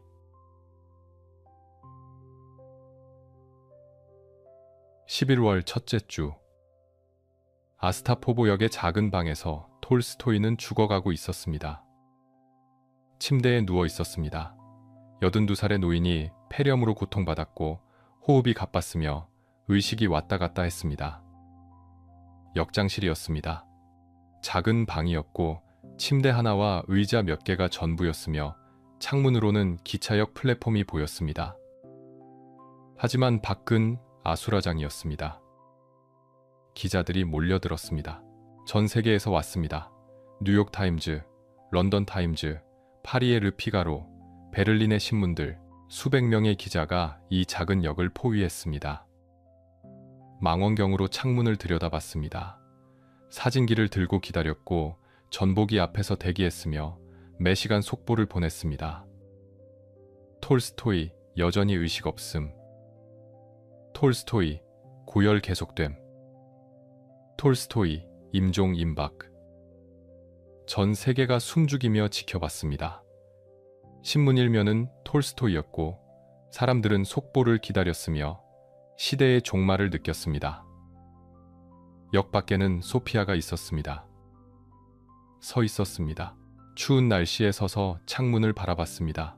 안이 보이지 않았지만 바라봤고 남편이 거기 있다는 것을 알았으며 들어가고 싶었습니다. 하지만 들어갈 수 없었습니다. 톨스토이가 거부했습니다.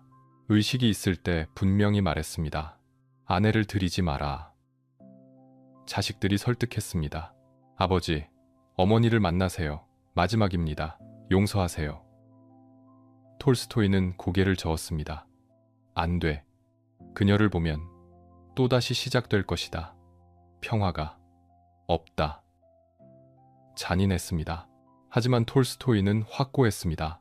마지막 순간까지 자신의 원칙을 지키려 했고 타협하지 않으려 했으며 혼자 죽으려 했습니다. 소피아는 울었습니다. 역 밖에서 서서 울었습니다. 48년을 함께 산 남편, 13명의 아이를 낳아준 남편, 모든 원고를 베껴 쓴 남편, 그 남편이 저 안에서 죽어가는데 만날 수 없었습니다. 제발 한 번만, 마지막으로 한 번만. 하지만 문은 열리지 않았습니다. 방 안에서는 의사들이 분주했습니다. 마코비츠키 외에 다른 의사들도 왔고 진찰했으며 고개를 저었습니다. 폐렴이 악화되고 있습니다. 심장도 약해지고 있습니다. 시간이 얼마 남지 않았습니다. 자식들이 곁에 있었습니다. 세르게이, 타티아나, 알렉산드라 침대 옆에 앉아 있었고 아버지를 지켜봤으며 마지막을 준비했습니다. 톨스토이는 중얼거렸습니다. 의식이 흐릿했지만 가끔 말했습니다. 진리, 찾아야 한다. 어떻게 사는가? 신은 있는가? 마지막까지 질문하고 있었습니다.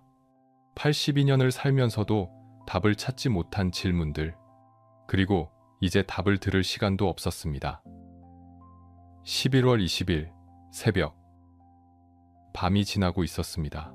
촛불이 깜빡였고 방은 조용했으며 모두가 지켜보고 있었습니다. 톨스토이의 호흡이 약해졌습니다. 얕아졌고 불규칙해졌으며 끝이 가까워졌습니다. 새벽 5시, 의사가 맥박을 짚었습니다. 약했습니다. 너무 약했고 희미했으며 곧 채물 것 같았습니다. 알렉산드라가 아버지 손을 잡았습니다. 아버지. 톨스토이는 눈을 뜨려 했습니다. 흐릿했지만 딸이 보였고 입술이 움직였으며 무언가 말하려 했습니다. 사람들에게 말해줘. 목소리가 들리지 않았습니다. 무엇을 말하려 했을까요? 내가 얼마나 뭐라고요? 사랑했다고? 후회한다고? 미안하다고? 아무도 모릅니다. 새벽 6시, 호흡이 멎었습니다. 레프 니콜라예비치 톨스토이, 82살, 1910년 11월 20일, 새벽 6시 5분. 세상에서 가장 위대한 작가가 죽었습니다. 방이 조용해졌습니다. 아무도 말하지 않았고 아무도 움직이지 않았으며 잠시 시간이 멈춘 것 같았습니다. 의사가 확인했습니다. 돌아가셨습니다. 자식들이 울었습니다. 침묵 속에서 조용히 울었습니다. 밖에서는 누군가 소피아에게 달려갔습니다. 부인, 돌아가셨습니다. 소피아는 비명을 질렀습니다. 안 돼, 안 돼. 문으로 달려갔습니다. 이제는 막을 사람이 없었습니다. 문을 열고 들어갔습니다. 방으로 들어갔습니다. 침대 위에 남편이 누워 있었습니다. 눈을 감고 있었고 고요했으며 평화로워 보였습니다. 소피아는 무릎을 꿇었습니다. 남편의 손을 잡았고 입을 맞췄으며 울부짖었습니다.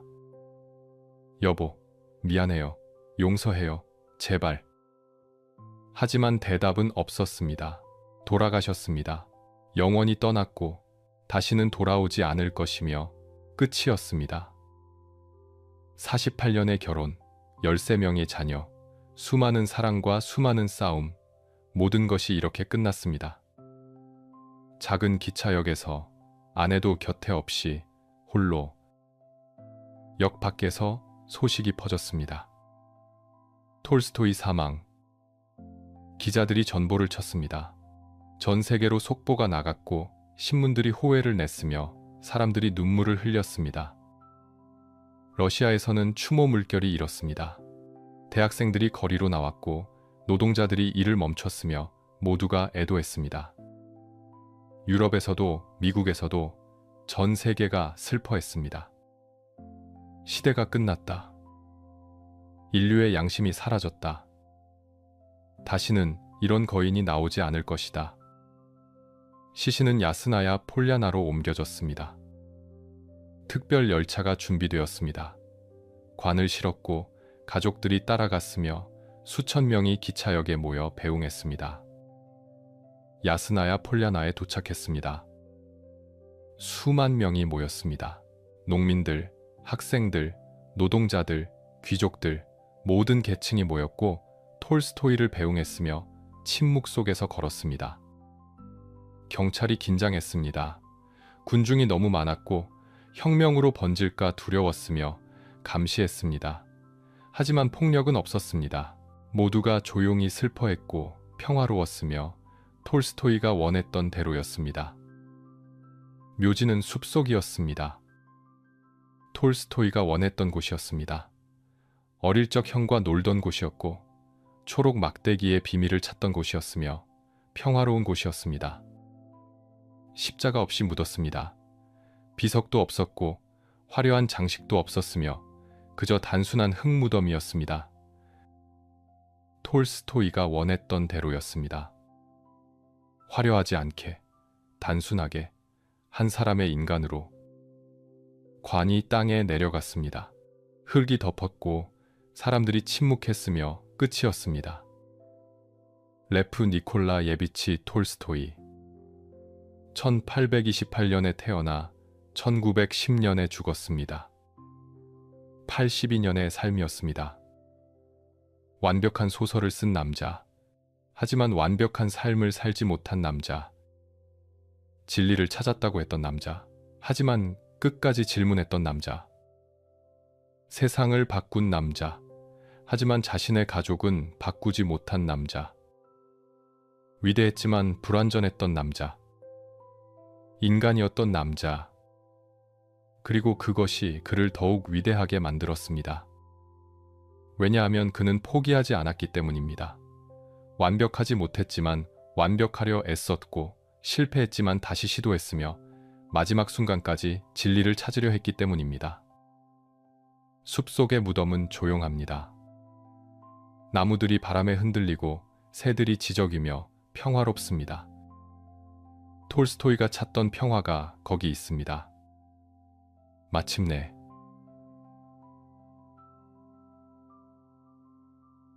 야스나야 폴야나의 숲속. 톨스토이의 무덤은 지금도 그곳에 있습니다. 십자가 없이, 비석 없이 그저 단순한 흙무덤으로 남아 있습니다. 나무들이 그늘을 드리우고 바람이 나뭇잎을 흔들며 조용합니다. 톨스토이가 원했던 그대로입니다. 그는 무엇을 남겼을까요? 두 편이 불멸의 소설을 남겼습니다. 전쟁과 평화와 안나 카레니나. 인류 문학의 정점이었고 영원히 읽힐 작품들이었으며 그의 천재성을 증명했습니다. 사상을 남겼습니다.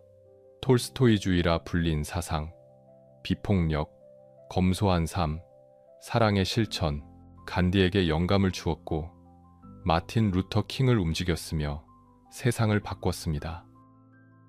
질문을 남겼습니다. 어떻게 살아야 하는가? 답을 찾지 못했지만 질문했고 평생 찾았으며 우리도 여전히 묻고 있습니다. 하지만 동시에 모순도 남겼습니다.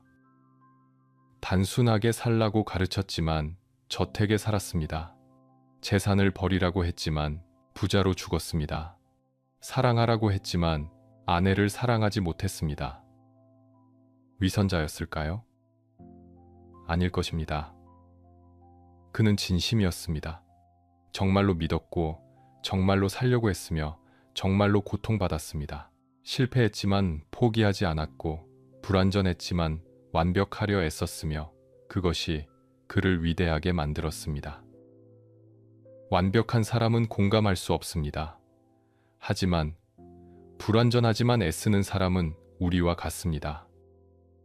톨스토이는 우리와 같았습니다. 높은 이상을 품었지만 현실에 부딪혔습니다. 옳은 것을 알았지만 실천하지 못했고 사랑하고 싶었지만 상처 주었으며 자유롭고 싶었지만 갇혔습니다. 인간이었습니다. 그리고 그것이 그의 위대함입니다. 성인이 아니라 인간으로서 씨름했습니다. 신이 아니라 사람으로서 질문했고 완벽하지 않았지만 완벽하려 애썼으며 마지막 순간까지 포기하지 않았습니다. 82살에 집을 나섰습니다. 추운 밤에 도망쳤고 기차를 탔으며 죽기 직전까지 자유를 찾았습니다. 무모했을까요? 비겁했을까요? 아니면 용기였을까요? 아마 모두였을 것입니다. 인간의 선택은 단순하지 않습니다. 옳고 그름으로 나뉘지 않고 복잡하며 모순적이고 그래서 인간적입니다. 소피아는 어떻게 되었을까요? 남은 9년을 슬픔 속에서 살았습니다. 남편을 그리워했고 후회했으며 용서받지 못한 것을 괴로워했습니다. 1919년 세상을 떠났고 남편 곁에 묻히지 못했으며 다른 곳에 잠들었습니다. 비극이었습니다. 두 사람 모두에게 비극이었고 사랑했지만 상처 주었으며 함께했지만 외로웠습니다. 하지만 그들의 이야기는 거짓이 아니었습니다. 많은 부부가 이렇습니다. 사랑하지만 싸우고 함께 있지만 외로우며 이해하려 하지만 실패합니다. 톨스토이는 그것을 숨기지 않았습니다. 일기에 썼고 소설로 그렸으며 솔직했습니다. 그래서 우리는 그를 이해할 수 있습니다. 지금 우리는 무엇을 배울까요? 완벽해야 한다는 강박에서 벗어날 수 있습니다. 톨스토이도 완벽하지 못했습니다. 하지만 위대했습니다. 왜냐하면 포기하지 않았기 때문입니다. 이상을 가져도 됩니다. 실천하지 못하더라도 꿈꿀 수 있습니다. 톨스토이는 실패했지만 세상을 바꿨습니다. 그의 이상이 간디를 움직였고 간디가 인도를 자유롭게 했으며 그 영향은 계속되고 있습니다. 질문해도 됩니다. 답이 없어도 물을 수 있습니다. 어떻게 살아야 하는가? 톨스토이는 답을 찾지 못했지만 질문했고 그 질문이 수많은 사람에게 의미를 주었습니다. 그리고 무엇보다 인간이어도 됩니다. 실수해도 모순되어도 불완전해도 됩니다. 그것이 우리이고 그것이 삶이며 그 안에서 최선을 다하는 것이 위대함입니다. 톨스토이는 그렇게 살았습니다. 완벽한 소설을 썼지만 완벽한 삶은 살지 못했습니다. 하지만 그래도 괜찮습니다. 왜냐하면 그는 멈추지 않았기 때문입니다. 82년을 살면서 끝까지 질문했습니다. 끝까지 찾았고 끝까지 애썼으며 마지막 순간에도 진리를 중얼거렸습니다. 그것이 답입니다. 완벽해지는 것이 아니라 찾는 것입니다. 도착하는 것이 아니라 여행하는 것이고 완성하는 것이 아니라 계속하는 것입니다. 톨스토이는 여전히 우리에게 말합니다. 책을 통해서, 사상을 통해서, 그리고 무엇보다 그의 불완전한 삶을 통해서 말합니다. 나처럼 살지는 마라. 하지만 나처럼 찾아라. 포기하지 마라. 질문하라. 그리고 끝까지 애써라. 야스나야 폴야나의 숲속. 무덤은 조용합니다. 하지만 그의 목소리는 여전히 들립니다. 그의 질문은 여전히 울립니다. 그의 이야기는 여전히 살아 있습니다. 왜냐하면 그것은 우리의 이야기이기도 하기 때문입니다. 불완전하지만 위대한, 모순적이지만 진실한 인간의 이야기.